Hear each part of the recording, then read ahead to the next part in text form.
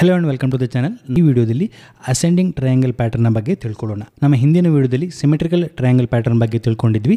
ಈ ವಿಡಿಯೋದಲ್ಲಿ ascending triangle pattern ಬಗ್ಗೆ ತಿಳ್ಕೊಳ್ಳೋಣ. ಈ ಅಸೆಂಡಿಂಗ್ ಟ್ರಯಾಂಗಲ್ ಪ್ಯಾಟರ್ನ್ ಏನಿದೆ ಜನರಲಿ ಇದೊಂದು ಬುಲ್ಲಿಶ್ ಪ್ಯಾಟರ್ನ್ ಆಗುತ್ತೆ, ಹಾಗೆ ಬುಲ್ಲಿಶ್ ಕಂಟಿನ್ಯೂಷನ್ ಪ್ಯಾಟರ್ನ್ ಆಗುತ್ತೆ. ಇದು ಅಪ್ ಟ್ರೆಂಡಲ್ಲಿ ನಾರ್ಮಲಿ ಕ್ರಿಯೇಟ್ ಆಗುವಂಥ ಪ್ಯಾಟರ್ನ್. ಈ ಪ್ಯಾಟರ್ನ್ ಕ್ರಿಯೇಟ್ ಆದ ನಂತರ ಅಗೇನ್ ಪ್ರೀವಿಯಸ್ ಬುಲ್ಲಿಶ್ ಟ್ರೆಂಡ್ ಏನಾಗುತ್ತೆ, ಇದು ಕಂಟಿನ್ಯೂಷನ್ ಆಗುತ್ತೆ. ಸೊ ಬುಲ್ಲಿಶ್ ಕಂಟಿನ್ಯೂಷನ್ ಅಂತ ಹೇಳಿದ್ರೆ ಪ್ರೀವಿಯಸ್ ಟ್ರೆಂಡ್ ಬುಲ್ಲಿಶ್ ಇರಬೇಕಾಗತ್ತೆ. ನೆಕ್ಸ್ಟ್ ಈ ಪ್ಯಾಟರ್ನ್ ಕ್ರಿಯೇಟ್ ಆಗುತ್ತೆ. ಈ ಪ್ಯಾಟರ್ನ್ ಕ್ರಿಯೇಟ್ ಆಗಿ ಬ್ರೇಕ್ಔಟ್ ಆದ ನಂತರ ಅಗೈನ್ ಪ್ರೀವಿಯಸ್ ಬುಲ್ಲಿಶ್ ಟ್ರೆಂಡೇ ಕಂಟಿನ್ಯೂ ಆಗುತ್ತೆ. ಹಾಗಿದ್ರೆ ಈ ಪ್ಯಾಟರ್ನ್ ಯಾವ ರೀತಿ ಕ್ರಿಯೇಟ್ ಆಗುತ್ತೆ ಅಂತ ನೋಡೋಣ. ನಾನು ಆಗಲೇ ಹೇಳಿದಾಗೆ ಇದೊಂದು ಬುಲ್ಲಿಶ್ ಕಂಟಿನ್ಯೂಷನ್ ಪ್ಯಾಟರ್ನ್. ಸೊ ಹಾಗಾಗಿ ಪ್ರೀವಿಯಸ್ ಟ್ರೆಂಡ್ ಒಂದು ಅಪ್ ಇರಬೇಕಾಗುತ್ತೆ, ಪ್ರೈಸ್ ಒಂದು ಅಪ್ಮೂವ್ನ ಕೊಡ್ತಾ ಇರುತ್ತೆ. ಒಂದು ಪಾಯಿಂಟಲ್ಲಿ ರೆಸಿಸ್ಟೆನ್ಸನ್ನು ಫೇಸ್ ಮಾಡುತ್ತೆ. ರೆಸಿಸ್ಟೆನ್ಸನ್ನು ಫೇಸ್ ಮಾಡಿ ಅಗೈನ್ ಡೌನ್ ಬರುತ್ತೆ. ಡೌನ್ ಬಂದು ಯಾವುದೋ ಒಂದು ಪಾಯಿಂಟಲ್ಲಿ ಒಂದು ಸಪೋರ್ಟನ್ನು ಫೇಸ್ ಮಾಡುತ್ತೆ. ಸಪೋರ್ಟನ್ನು ಫೇಸ್ ಮಾಡಿಕೊಂಡು ಅಗೈನ್ ಒಂದು ಅಪ್ಮೂವ್ನ ಕೊಡುತ್ತೆ. ಈಗ ಅಪ್ಮೂವ್ನ ಕೊಟ್ಟ ಏನಾಗುತ್ತೆ, ಪ್ರೀವಿಯಸ್ ರೆಸಿಸ್ಟೆನ್ಸ್ ಲೆವೆಲ್ ಏನಿದೆ ಅಲ್ಲಿ ಅಗೈನ್ ಒಂದು ರೆಸಿಸ್ಟೆನ್ಸನ್ನು ಫೇಸ್ ಮಾಡುತ್ತೆ, ಅಗೈನ್ ಡೌನ್ ಬರುತ್ತೆ. ಈ ರೀತಿ ಡೌನ್ ಬಂದಾಗ ನಮಗೆ ಇಲ್ಲಿ ಎರಡು ರೆಸಿಸ್ಟೆನ್ಸ್ ಪಾಯಿಂಟ್ ಸಿಕ್ತು. ಅದನ್ನು ನಾವು ಕನೆಕ್ಟ್ ಮಾಡಿ ಎಕ್ಸ್ಟೆಂಡ್ ಈ ರೀತಿ ಡ್ರಾ ಮಾಡ್ಬೋದು, ರೆಸಿಸ್ಟೆನ್ಸ್ ಲೈನನ್ನು ಡ್ರಾ ಮಾಡ್ಬೋದು. ನೆಕ್ಸ್ಟ್ ಪ್ರೈಸ್ ಡೌನ್ ಬಂದಂಥ ಪ್ರೈಸ್ ಈಗ ಏನಾಗುತ್ತೆ, ಪ್ರೀವಿಯಸ್ ಸ್ವಿಂಗ್ ಲೋ ಏನಿದೆ ಅದಕ್ಕಿಂತ ಮುಂಚೆನೇ ರಿವರ್ಸ್ ಆಗುತ್ತೆ, ಅಲ್ಲಿ ಟಚ್ ಆಗಲ್ಲ, ಅದಕ್ಕಿಂತ ಮುಂಚೆನೇ ರಿವರ್ಸ್ ಆಗುತ್ತೆ. ಅಗೇನ್ ಒಂದು ಅಪ್ಮೂವ್ನ ಕೊಡಲಿಕ್ಕೆ ಸ್ಟಾರ್ಟ್ ಮಾಡುತ್ತೆ. ಅಪ್ಮೂವ್ನ ಕೊಟ್ಕೊಂಡು ಅಗೈನ್ ಪ್ರೀವಿಯಸ್ ಪೀಕ್ಗೆ ರೀಚ್ ಆಗುತ್ತೆ, ಪ್ರೀವಿಯಸ್ ರೆಸಿಸ್ಟೆನ್ಸ್ ಲೆವೆಲ್ಗೆ ರೀಚ್ ಆಗುತ್ತೆ. ಅಲ್ಲಿ ಅಗೈನ್ ಒಂದು ರೆಸಿಸ್ಟೆನ್ಸನ್ನು ಫೇಸ್ ಮಾಡ್ಬೋದು. ಆ ರೆಸಿಸ್ಟೆನ್ಸ್ ಲೆವೆಲ್ ಹತ್ರ ಅಗೈನ್ ರೆಸಿಸ್ಟೆನ್ಸನ್ನು ಫೇಸ್ ಮಾಡಿ ಡೌನ್ ಬರುತ್ತೆ. ಈಗ ಡೌನ್ ಬಂದಂಥ ಪ್ರೈಸ್ ಏನಾಗುತ್ತೆ, ಪ್ರೀವಿಯಸ್ ಸ್ವಿಂಗ್ ಲೋ ಹತ್ರ ರೀಚ್ ಆಗಲ್ಲ, ಅದಕ್ಕಿಂತ ಮುಂಚೆನೇ ಒಂದು ರಿವರ್ಸಲನ್ನು ಕೊಟ್ಕೊಂಡು ಅಪ್ಮೂವ್ನ ಕೊಡುತ್ತೆ. ಇದು ಏನನ್ನು ಸಜೆಸ್ಟ್ ಮಾಡುತ್ತೆ, ಇಲ್ಲಿ ಒಂದು ಲೋನ ಕ್ರಿಯೇಟ್ ಮಾಡುತ್ತೆ, ನೆಕ್ಸ್ಟ್ ಲೋ ಆ ಲೋಕ್ಕಿಂತ ಮೇಲೆ ಕ್ರಿಯೇಟ್ ಮಾಡುತ್ತೆ, ಹೈಯರ್ ಲೋನ ಕ್ರಿಯೇಟ್ ಮಾಡ್ತಾ ಇರುತ್ತೆ. ಸೊ ಇಲ್ಲಿ ಇದು ಏನನ್ನು ಸಜೆಸ್ಟ್ ಮಾಡುತ್ತೆ, ಪ್ರೀವಿಯಸ್ ಟ್ರೆಂಡ್ ಅಪ್ ಇತ್ತು, ಪ್ರೈಸ್ ಒಂದು ರೆಸಿಸ್ಟೆನ್ಸನ್ನು ಫೇಸ್ ಮಾಡಿ ಡೌನ್ ಬಂತು, ಸೆಲ್ಲರ್ಗಳು ಪ್ರೈಸನ್ನು ಡೌನ್ ಸೈಡ್ ಪುಷ್ ಮಾಡ್ತಾರೆ. ನೆಕ್ಸ್ಟ್ ಯಾವುದೊಂದು ಪಾಯಿಂಟಲ್ಲಿ ಬೈಯರ್ ಅಗೈನ್ ಪ್ರೈಸನ್ನು ಅಪ್ ಸೈಡ್ ಪುಷ್ ಮಾಡ್ತಾರೆ. ಇಲ್ಲಿ ಸೆಲ್ ಮಾಡಿದಂಥ ಪ್ರೀವಿಯಸ್ ರೆಸಿಸ್ಟೆನ್ಸ್ ಹತ್ರ ಅಗೈನ್ ಸೆಲ್ಲರ್ಗಳು ಬರ್ತಾರೆ, ಪ್ರೈಸನ್ನು ಡೌನ್ ಸೈಡ್ ಪುಷ್ ಮಾಡ್ತಾರೆ. ಈಗ ಡೌನ್ ಸೈಡ್ ಪುಷ್ ಮಾಡಿದಾಗ ಸೆಲ್ಲರ್ಗಳಿಗೆ ಪ್ರೀವಿಯಸ್ ಸ್ವಿಂಗ್ ಹತ್ರ ಪ್ರೈಸನ್ನು ತೊಗೊಂಡೋಗ್ಲಿಕ್ಕೆ ಆಗಲಿಲ್ಲ. ಸೊ ಸೆಲ್ಲರ್ಗಳು ತುಂಬ ಏನು ಪವರ್ಫುಲ್ ಇಲ್ಲ. ಈ ಒಂದು ಪ್ರೀವಿಯಸ್ ರೆಸಿಸ್ಟೆನ್ಸ್ ಪಾಯಿಂಟ್ ಹತ್ರ ಬಂದಾಗ ಸೆಲ್ಲರ್ಗಳು ಪ್ರೈಸನ್ನು ಡೌನ್ ಸೈಡ್ ಪುಷ್ ಮಾಡ್ತಾ ಇದ್ದರೂ ಕೂಡ ತುಂಬ ಏನು ಡೌನ್ ಸೈಡ್ ಪುಷ್ ಮಾಡಲಿಕ್ಕೆ ಆಗೋದಿಲ್ಲ. ಅಗೈನ್ ಅಷ್ಟೇ ಇಲ್ಲಿ ಕೂಡ ರೆಸಿಸ್ಟೆನ್ಸ್ ಲೆವೆಲ್ಗೆ ರೀಚ್ ಆಗುತ್ತೆ, ಸೆಲ್ಲರ್ಗಳು ಡೌನ್ ಸೈಡ್ ಪುಷ್ ಮಾಡ್ತಾರೆ. ಬಟ್ ಡೌನ್ ಸೈಡ್ ಪುಷ್ ಮಾಡಿದಾಗ ಪ್ರೀವಿಯಸ್ ಸಪೋರ್ಟ್ ಲೆವೆಲ್ ಹತ್ರ ಅಥವಾ ಪ್ರೀವಿಯಸ್ ಸಪೋರ್ಟನ್ನು ಬ್ರೇಕ್ ಮಾಡಲಿಕ್ಕೆ ಸೆಲ್ಲರ್ಗಳಿಗೆ ಆಗೋದಿಲ್ಲ. ಸೊ ಇದು ಏನನ್ನು ಸಜೆಸ್ಟ್ ಮಾಡುತ್ತೆ, ವೀಕ್ ಸೆಲ್ಲರ್ ಇದ್ದಾರೆ ಅನ್ನೋದನ್ನು ಸಜೆಸ್ಟ್ ಮಾಡುತ್ತೆ. ಹಾಗೆ ಸ್ಟ್ರಕ್ಚರ್ ಸ್ಟಿಲ್ ಒಂದು ಪಾಸಿಟಿವಲ್ಲೇ ಇದೆ ಅನ್ನೋದನ್ನು ಸಜೆಸ್ಟ್ ಮಾಡುತ್ತೆ. ಯಾಕೆ ಕೇಳಿದರೆ ಪ್ರತಿ ಲೋ ಕೂಡ ಹೈಯರ್ ಲೆವೆಲಲ್ಲಿ ಇದೆ. ಈ ಲೋ ಇಲ್ಲಿದ್ದರೆ ಅದರ ನೆಕ್ಸ್ಟ್ ಲೋ ಇಲ್ಲಿದೆ, ಪ್ರೀವಿಯಸ್ ಲೋಕ್ಕಿಂತ ಹೈಯರ್ ಲೆವೆಲಲ್ಲೇ ಇದೆ. ಸೊ ಹಾಗಾಗಿ ಸೆಲ್ಲರ್ ಏನು ಪವರ್ಫುಲ್ ಇಲ್ಲ ಅನ್ನೋದನ್ನು ಸಜೆಸ್ಟ್ ಮಾಡುತ್ತೆ. ಸೊ ಹಾಗಾಗಿ ಈ ರೀತಿ ಎರಡು ಲೋ ಕ್ರಿಯೇಟ್ ಆದಾಗ ಈ ಲೋವನ್ನು ಕೂಡ ನಾವಿಲ್ಲಿ ಜಾಯಿಂಟ್ ಮಾಡಿಕೊಂಡು ಎಕ್ಸ್ಟೆಂಡ್ ಮಾಡ್ಬೋದು. ಇಲ್ಲಿ 2 ಪಾಯಿಂಟ್ ಸಿಕ್ತು, ಇಲ್ಲಿ 2 ಪಾಯಿಂಟ್ ಮಿನಿಮಮ್ ಸಿಕ್ತು. ಇದನ್ನು ಜಾಯಿಂಟ್ ಮಾಡ್ಕೊಂಡು ನಾವು ಎಕ್ಸ್ಟೆಂಡ್ ಮಾಡಿದಾಗ ನಮಗೆ ಇಲ್ಲಿ ಈ ರೀತಿ ಪಾಯಿಂಟ್ ಸಿಗ್ತಾ ಹೋಗುತ್ತೆ. ನೆಕ್ಸ್ಟ್ ಪ್ರೈಸ್ ಇಲ್ಲಿ ಈ ರೀತಿ ರೀಚ್ ಆಗ್ಬೋದು, ನೆಕ್ಸ್ಟ್ ಇಲ್ಲಿ ಡೌನ್ ಬರ್ಬೋದು. ನೆಕ್ಸ್ಟ್ ಅಗೇನ್ ಒಂದು ಅಪ್ಮೂವ್ನ ಕೊಟ್ಕೊಂಡು ಈ ರೆಸಿಸ್ಟೆನ್ಸ್ ಲೆವೆಲನ್ನು ಬ್ರೇಕ್ಔಟ್ ಮಾಡಿದಾಗ ಈ ಪ್ಯಾಟರ್ನಲ್ಲಿ ಆ್ಯಕ್ಟಿವೇಟ್ ಆಗುತ್ತೆ, ಬ್ರೇಕ್ಔಟ್ ಆಗುತ್ತೆ. ನೆಕ್ಸ್ಟ್ ಒಂದು ರೀಟೆಸ್ಟ್ ಕೊಡ್ಬೋದು, ಅಲ್ಲಿಂದ ಅಗೇನ್ ಪ್ರೈಸ್ ಒಂದು ಅಪ್ಮೂವನ್ನು ಕೊಡ್ಬೋದು. ಸೊ ಇಲ್ಲಿ ಏನಾಗುತ್ತೆ, ಪ್ರೈಸ್ ಅಗೈನ್ ಆ್ಯಂಡ್ ಅಗೈನ್ ಈ ರೆಸಿಸ್ಟೆನ್ಸ್ ಲೆವೆಲ್ಗೆ ಟಚ್ ಆಗುತ್ತೆ. ನೆಕ್ಸ್ಟ್ ಯಾವುದೊಂದು ಪಾಯಿಂಟಲ್ಲಿ ಇಲ್ಲಿ ಬ್ರೇಕ್ಔಟನ್ನು ಮಾಡುತ್ತೆ.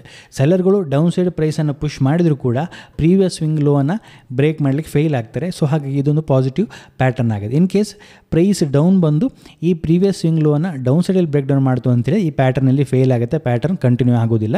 ಸೊ ಪ್ಯಾಟರ್ನ್ ಕಂಟಿನ್ಯೂ ಆಗಬೇಕು, ಅಸೆಂಡಿಂಗ್ ಟ್ರಯಾಂಗಲ್ ಪ್ಯಾಟರ್ನ್ ಒಂದು ಕಂಟಿನ್ಯೂಷನ್ ಆಗಿ ಪ್ಯಾಟರ್ನ್ ಆಗಿ ವರ್ಕ್ ಆಗಬೇಕು ಅಂತ ಹೇಳಿದ್ರೆ ಈ ಪ್ರೀವಿಯಸ್ ಲೋ ಹೋಲ್ಡ್ ಆಗಬೇಕು, ಅದೇ ರೀತಿ ರೆಸಿಸ್ಟೆನ್ಸ್ ಇಲ್ಲಿ ಬ್ರೇಕ್ಔಟ್ ಆಗಬೇಕಾಗುತ್ತೆ. ಆಗ ಮಾತ್ರ ಇದನ್ನು ನಾವೊಂದು ಬುಲ್ಲಿಶ್ ಪ್ಯಾಟರ್ನ್ ಆಗಿ ಟ್ರೀಟ್ ಮಾಡ್ಬೋದು. ಅದೇ ರೀತಿ ಇಲ್ಲಿ ಈ ರೀತಿ ಪ್ಯಾಟರ್ನ್ ಕ್ರಿಯೇಟ್ ಆಗ್ತಾ ಇರುವಾಗ ವಾಲ್ಯೂಮ್ಗಳು ನಾರ್ಮಲಿ ಕಡಿಮೆ ಆಗ್ತಾ ಹೋಗುತ್ತೆ. ಯಾವಾಗ ಬ್ರೇಕ್ಔಟ್ ಆಗುತ್ತೆ, ಬ್ರೇಕ್ಔಟ್ ಆದಾಗ ಇಲ್ಲಿ ವಾಲ್ಯೂಮ್ ಜಾಸ್ತಿ ಆಗ್ತಾ ಹೋಗುತ್ತೆ. ಸೊ ನಾವು ಬ್ರೇಕ್ಔಟ್ ಆದಾಗ ಇಲ್ಲಿ ಎಂಟ್ರಿಯನ್ನು ಮಾಡ್ಬೋದು. ಸೊ ಎಂಟ್ರಿ ಮಾಡಿದಾಗ ಸ್ಟಾಪ್ ಲಾಸ್ ಏನಾಗುತ್ತೆ, ಈ ಪ್ರೀವಿಯಸ್ ಸ್ವಿಂಗ್ ಲೋ ಏನಾಗುತ್ತೆ, ಪ್ರೀವಿಯಸ್ ಸ್ವಿಂಗ್ ಲೋನ ನಮ್ಮ ಸ್ಟಾಪ್ ಲಾಸ್ ಆಗಿ ಇಟ್ಕೊಳ್ಬೋದು. ಇಲ್ಲಿ ಬ್ರೇಕ್ಔಟ್ ಆಯಿತು ಅಂತ ಹೇಳಿದ್ರೆ ಪ್ರೀವಿಯಸ್ ಸ್ವಿಂಗ್ ಲೋನ ಸ್ಟಾಪ್ ಲಾಸ್ ಆಗಿ ಇಟ್ಕೊಳ್ಬೋದು. ಅಥವಾ ಇಲ್ಲಿ ರೀಟೆಸ್ಟನ್ನು ಮಾಡಿ ಒಂದು ಅಪ್ಮೂವ್ನ ಕೊಡ್ತು ಅಂತೇಳಿದ್ರೆ ನೀವು ರೀಟೆಸ್ಟ್ ಆದ ನಂತರ ಎಂಟ್ರಿ ಮಾಡ್ತಾ ಇದ್ದೀರಿ ಅಂತೇಳಿದ್ರೆ ಆ ರೀಟೆಸ್ಟ್ ಲೆವೆಲ್ಗಿಂತ ಕೆಳಗಡೆ ನಮ್ಮ ಸ್ಟಾಪ್ ಲಾಸನ್ನು ಇಟ್ಕೊಳ್ಬೋದು.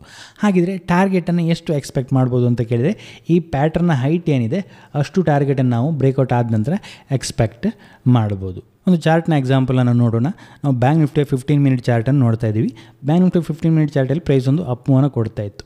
ಒಂದು ಪಾಯಿಂಟಲ್ಲಿ ರೆಸಿಸ್ಟೆನ್ಸನ್ನು ಫೇಸ್ ಮಾಡುತ್ತೆ, ಇಲ್ಲಿ ನಾವು ನೋಡ್ಬೋದು ರೆಸಿಸ್ಟೆನ್ಸನ್ನು ಫೇಸ್ ಮಾಡುತ್ತೆ, ಡೌನ್ ಬರುತ್ತೆ, ಸಪೋರ್ಟನ್ನು ಫೇಸ್ ಮಾಡುತ್ತೆ, ಅಪ್ಮೂವ್ನ ಕೊಡುತ್ತೆ, ಪ್ರೀವಿಯಸ್ ರೆಸಿಸ್ಟೆನ್ಸ್ ಝೋನ್ಗೆ ರೀಚ್ ಆಗುತ್ತೆ, ಅಗೈನ್ ಡೌನ್ ಬರುತ್ತೆ, ರೆಸಿಸ್ಟೆನ್ಸ್ ಅಗೈನ್ ಡೌನ್ ಬರುತ್ತೆ, ಸಪೋರ್ಟನ್ನು ಫೇಸ್ ಮಾಡುತ್ತೆ, again up move, again down ಬರುತ್ತೆ, ಅಗೇನ್ ಒಂದು ಅಪ್ಪನ್ನು ಕೊಟ್ಕೊಂಡು ಇಲ್ಲಿ ಬ್ರೇಕೌಟನ್ನು ಮಾಡುತ್ತೆ. ಸೊ ಬ್ರೇಕೌಟ್ ಆದ ನಂತರ ಒಂದು ಶಾರ್ಪ್ ರ್ಯಾಲಿಯನ್ನು ಕೊಟ್ಟಿದೆ.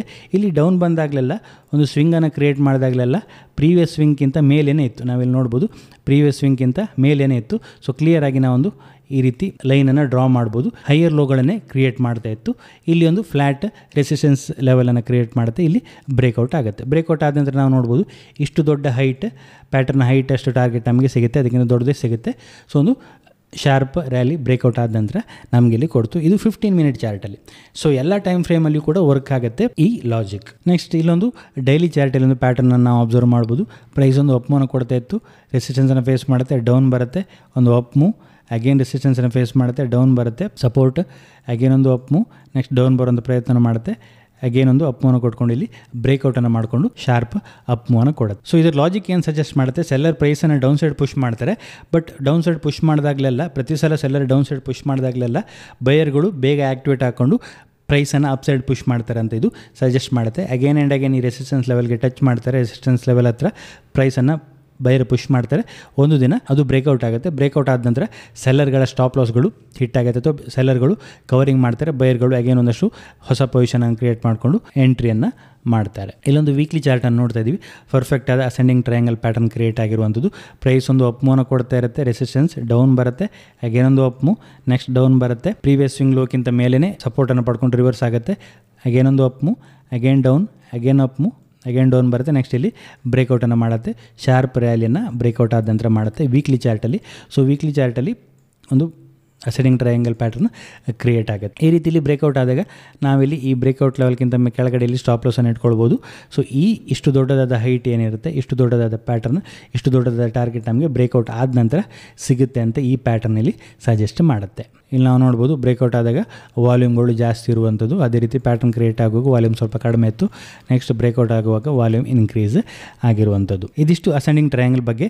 ನೆಕ್ಸ್ಟ್ ವೀಡಿಯೋದಲ್ಲಿ ಇನ್ನೊಂದು ಪ್ಯಾಟರ್ನ್ ಬಗ್ಗೆ ತಿಳ್ಕೊಳ್ಳೋಣ. ನಿಮಗೆ ಏನಾದರೂ ವಿಡಿಯೋ ಇಷ್ಟ ಆಯಿತು ಅಂದರೆ ಲೈಕ್ ಮಾಡಿ, ನಿಮ್ಮ ಸಜೆಷನ್ಸನ್ನು ಕಮೆಂಟ್ ಮಾಡಿ. ಇನ್ನು ಹೆಚ್ಚಿನ ವೀಡಿಯೋಗಳಿಗಾಗಿ ನಮ್ಮ ಯೂಟ್ಯೂಬ್ ಚಾನಲ್ ಸಬ್ಸ್ಕ್ರೈಬ್ ಮಾಡ್ಕೊಳ್ಳಿ. Thank you.